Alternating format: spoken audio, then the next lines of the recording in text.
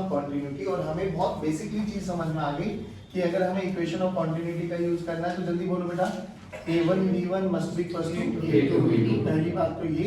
और बर्नौली क्या कहते हैं बच्चों कि b प्लस रो जी एच प्लस हाफ रो v का square is always remains a constant. यहाँ तक बताओ किसी बच्चे को कोई डाउट? No sir. चलिए अब मुझे मैं बड़ा बेसिक सा क्वेश्चन पूछ रहा हूँ, जल्दी जल्दी आंसर देंगे।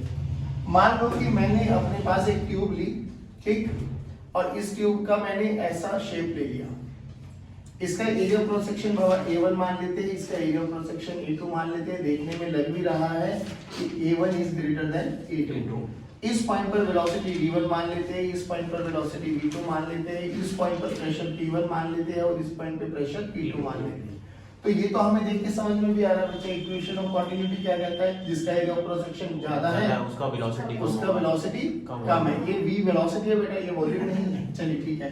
तो व्हाट अबाउट प्रेशर? प्रेशर के बारे में क्या ख्याल है? प्रेशर भी कम ही होगा। चलो अब P1 और P2 में बताओ, क्या P1 is greater then P2, क्या P2 is greater than P1, क्या P1 इक्वल्स टू P2? जल्दी बोलो। Sir P2 is greater than P1।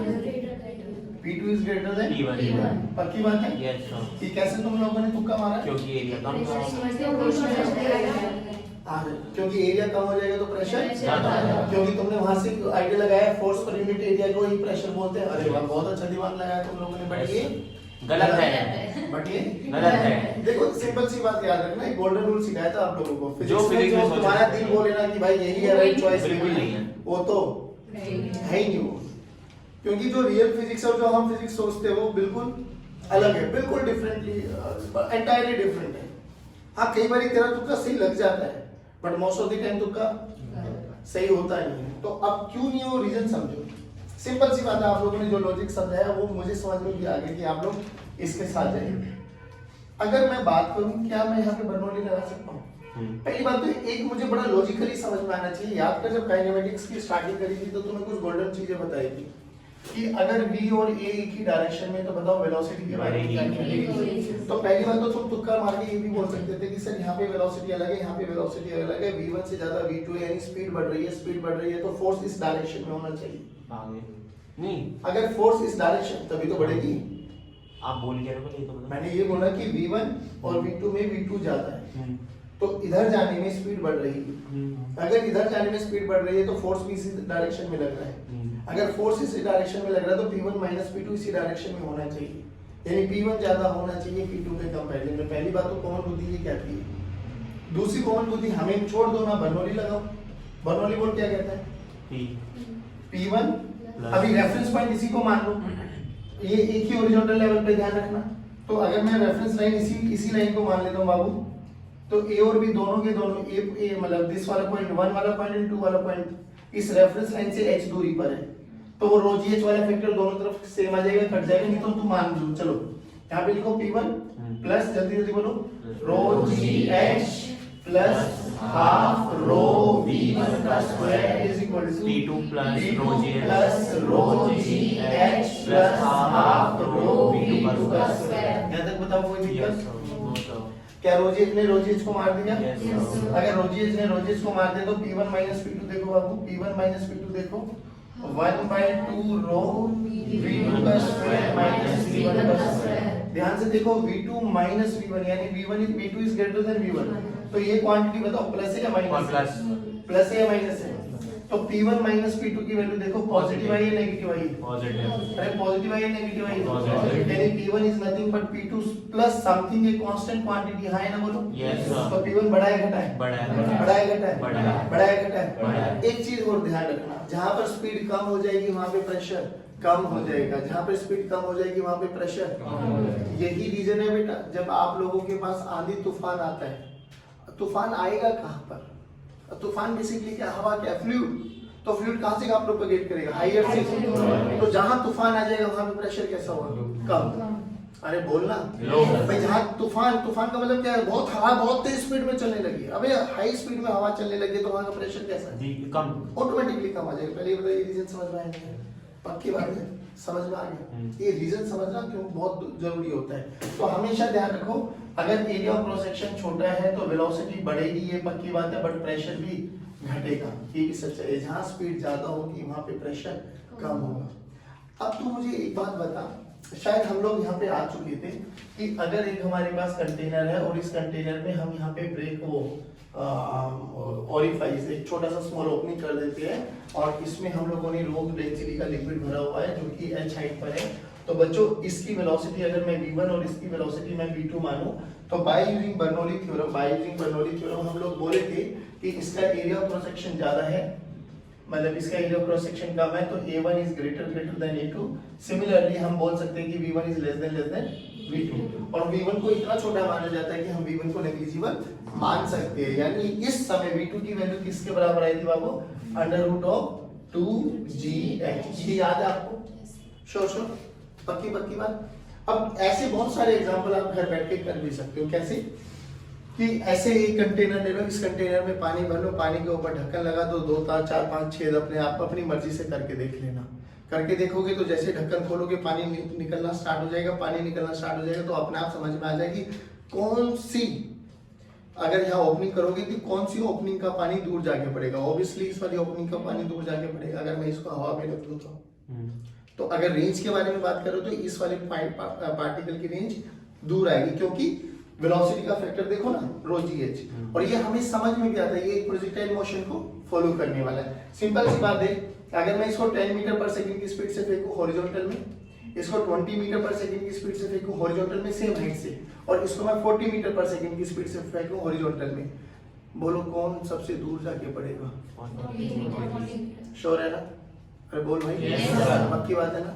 चाहे तीनों का मतलब अगर मैं तीनों को एक ही टाइम पे छोड़ूं, अलग अलग स्पीड से छोड़ूं, सेम हाइट से छोड़ूं, तो ये सच्चाई है कि तीनों के तीनों पड़ेंगे same he time of flight पर, एक ही टाइम पे नीचे गिरेंगे। बट ये डिस्टेंस अलग कवर कर चुका होगा, इसका डिस्टेंस अलग होगा, इसका डिस्टेंस अलग होगा। टाइम पीरियड का फॉर्मूला बोलो, √2h/g। सेम हाइट है, जी सब पे सेम लगेगा, तो सारे के सारे एक ही टाइम पे नीचे आने वाले हैं। और याद करो प्रोजेक्टाइल में ये क्वेश्चन कराया भी था, इसको छोड़ा था और इसको फेंका था, तो टक की आवाज दोनों की सेम आई थी। ये चीज समझ में आ रही है ना? चलिए अब देखो मैंने क्या किया, मैंने इसी कंटेनर को उठा के ना टेबल पे रख दिया। अब टेबल का मतलब समझे क्या हुआ? हाँ, टेबल का मतलब टेबल हो गई। पहले क्या किया था, इस कंटेनर में पानी तो भर दिया, पानी भर के मैंने हवा में लटकाया हुआ था, तो यहाँ से दूर ओपनिंग जारी थी, उससे कम, फिर उससे कम, फिर उससे कम, फिर उससे कम, फिर सबसे कम। तो अगर मेरे से पूछे कि कंटेनर में पानी भर दूं और उसको ऐसे हैंग कर दूं, तो सबसे ज्यादा दूर किसकी स्पीड जाएगी, रेंज किसकी दूर होगी? जो सबसे बॉटम से होगा। क्यों? रीजन समझ में आया? हाँ सर, इसलिए आया क्योंकि सबसे ज्यादा स्पीड नीचे वाले। Done, perfect. अब मैंने क्या किया, मैंने थोड़ा सा खेल खेल दिया बस अब आपके साथ। क्या किया उसमें देखो, हमने एक टेबल ली बच्चों, हाँ ये टेबल लिया, देख रहा है सबको? इस टेबल पे कंटेनर रख दिया, यही कंटेनर रख दिया, इसमें h हाइट तक पानी भर दिया।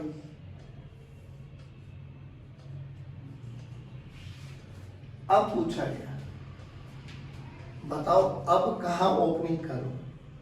ये टेबल है, टेबल के ऊपर कंटेनर रख दिया, मान लो जैसे ये रखी हुई है ना। अब रेंज पूछा जाए कि कहां पर मैं इसमें वो ओपनिंग करूं कि रेंज मैक्सिमम आ जाए। थोड़ा सा ऊपर, कितना ऊपर वही पूछा गया है। मिडिल क्या अभी भी बिल्कुल लोअर पॉइंट में करना चाहिए? लोअर पॉइंट का मतलब समझ में आ गया? हाँ। पहले हवा में था तो पानी बहता हुआ जाता है, रेंज समझ में आएगी, हॉरिजॉन्टल डिस्टेंस। अब सोच के देख, अगर मैं बिल्कुल यहीं पे कर दूं तो पानी तो हॉरिजॉन्टल डिस्टेंस तो यही हो गया 0, और बिल्कुल यहाँ पे भी कर देंगे तो पानी टुप टुप टुप टुप टुप, क्योंकि ऊपर वाले की स्पीड ज्यादा नहीं होगी, क्योंकि प्रेशर देखो ना h अप्रोक्सीमेटली 0 है। अगर h 0 हो गया तो बाबू स्पीड 0, तो पानी निकलेगा, और मैं निकल भी जाए एक आधी बूंद तो बिल्कुल इसी के सारे नीचे आ जाएगा। तो इस वाले केस में अगर मैं इनको ओपनिंग का नाम दे दूं 1 और इस ओपनिंग का नाम दे दूं 2, तो दोनों केसेस में रेंज बताओ कितनी है? 0। दोनों केसेस में रेंज बताओ 0। पर क्या थ्रू आउट रेंज 0 रहेगी क्या? तो ये तो सच्ची में समझ में आ गया कि सर मैं 1 पे ओपनिंग करूं तो भी रेंज 0 है, नीचे ओपनिंग करूं तो भी रेंज 0 है। यानी यहां से यहां रेंज पहले बढ़ रही होगी और फिर घट, भाई तभी तो 0 आएगा। भाई 0 से 0 तक जाना है, तो यानी पहले वो इंक्रीज हुई होगी और फिर वो वही निकाला है कि वो वाले पॉइंट पे कहाँ पंच किया जाए कि उस पॉइंट के बाद जो रेंज आएगी वो मैक्सिमम आए। चलो अब हमें नहीं पता है ना, बट हमें रेंज मैक्सिमम करनी है सर। तो देखो मैक्सिमम मिनिमम पढ़ना आना चाहिए। जिस भी फंक्शन को मैक्सिमा करना है देखो वो किस पे डिपेंडेंट है, फिर dy by dx equals to 0। ये बेसिक चीजें ये याद होनी चाहिए। अब हमें नहीं पता, हमने मान लिया कि यहाँ से बेटा y दूरी पर गए और हमने पंच कर दिया, ठीक। एक तो तरीका वही है, बर्नौली लगाओ और निकाल दो। भाई इस पॉइंट पे लगाओ, इस पॉइंट पे लगाओ, लगा दो। एक तरीका क्या है, अब बर्नौली लगाने की जरूरत नहीं है। क्यों? क्योंकि यार हमें पता है ना h हाइट पर अगर मैं ओपनिंग करता हूं तो ये स्पीड होती है, नहीं आया। और जब ये यहाँ से यहाँ गिरना स्टार्ट होगा तो टाइम ऑफ फ्लाइट भी हमें पता है। तो रेंज का फॉर्मूला क्या है? Speed into time. अरे बोलो भाई, स्पीड इनटू टाइम। परफेक्ट। तो रेंज का फॉर्मूला क्या है बेबी? Speed into time. अब ये y है तो ये कितना बना बच्चों? h minus y। तो इस पॉइंट पर जो वेलोसिटी निकलेगी लेट्स से v, और इसको यहां से यहां तक आने में जो टाइम लगेगा लेट्स से t। तो रेंज का फॉर्मूला क्या होगा बेटा? r this is equals to v into t। v की वैल्यू बोलो, under root 2gh minus y, और टाइम बोलो अंडर रूट 2h, h बोले तो y, y बाय g। अरे नहीं आया, बोलो भाई। दोनों को क्या कर दो? मल्टीप्लाई। चलो करो, मल्टीप्लाई करो बेटा। तो range this is equals to under root of 2gh minus y into under root of 2yg। देखो g इधर भी अंडर रूट में, उधर भी अंडर रूट में, ऊपर है इधर नीचे है, तो g will cancel out. Squaring कर दो दोनों तरफ, तो ये क्या हो गया बेटा? r square this is equals to 4hy minus 4y square. सही क्या बने? देखो देखो देखो। अब ये बताओ h कांस्टेंट है? हाँ। 4 कांस्टेंट है? हाँ। तो r किस पे डिपेंडेंट है? y। भाई मुझे y तो नहीं पता है ना। अब वो y कहाँ पर आएगा? वो y यहाँ पर आएगा, यहाँ पर आएगा, यहाँ पर आएगा, यहाँ पर, कहाँ पर मुझे नहीं पता। तो r किसका फंक्शन है? तो dr by dy, dr by तो dr by dy करो बाबा, और किसके बराबर रख दो? अगर मैक्सिमा करना है तो।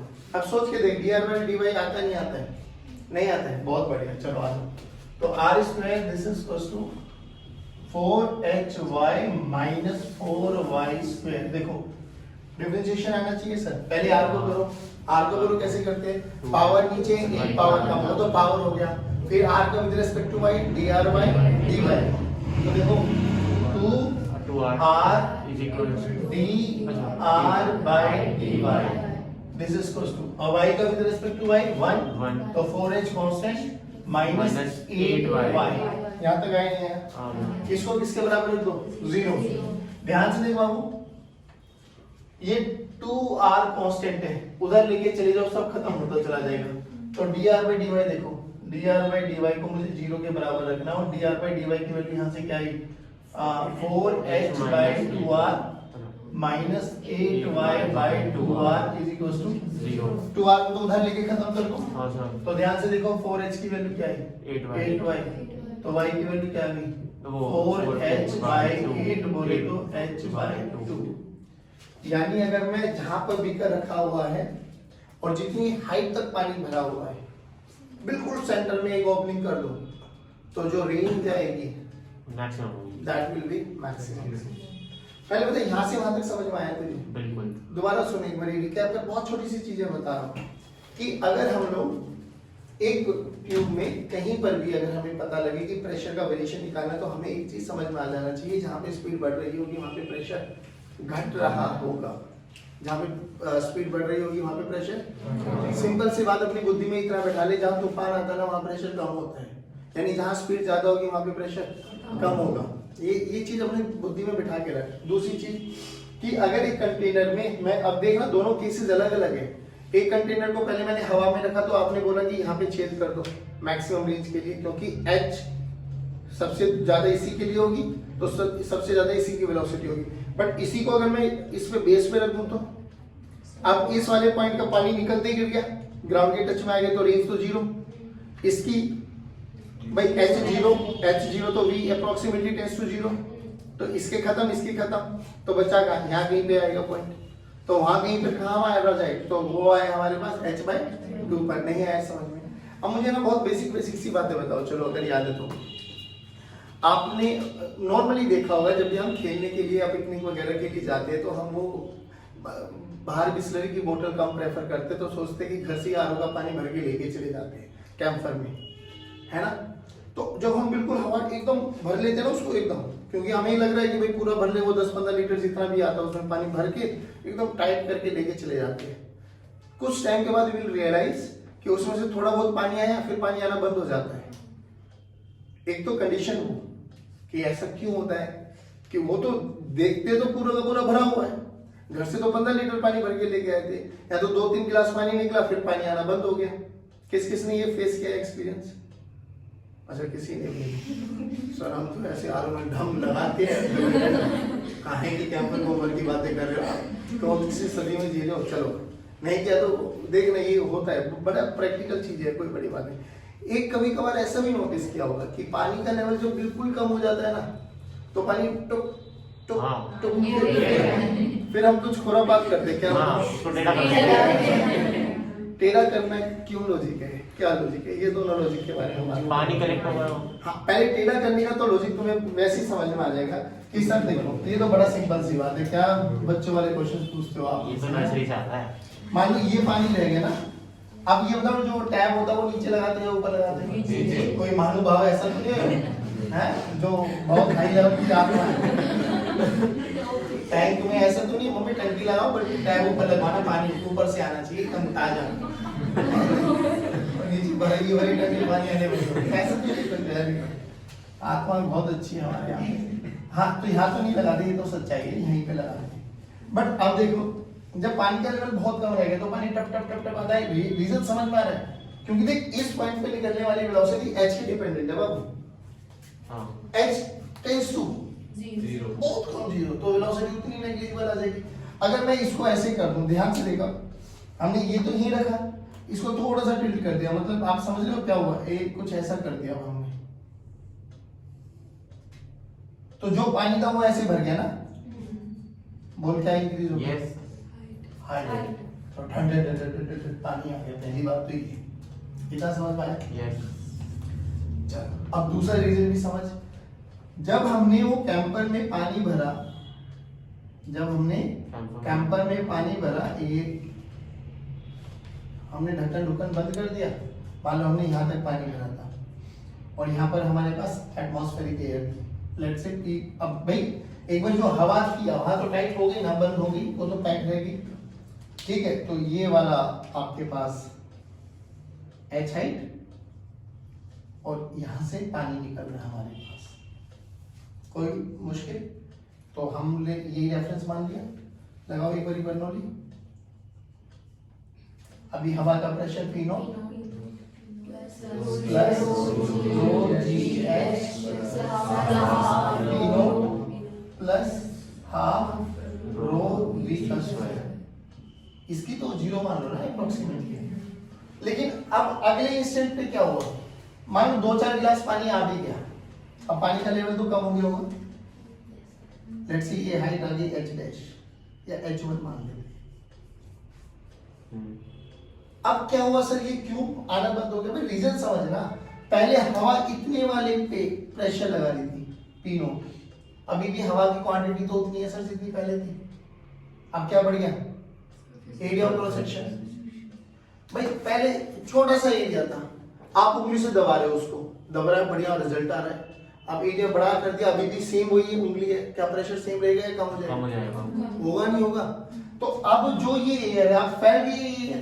हाँ सर। भाई अब पूरे पोर्शन पे आ गई है ना, हाँ। अब पूरे पोर्शन पे आ गई तो बताओ प्रेशर के बारे में क्या कम हो जाएगा।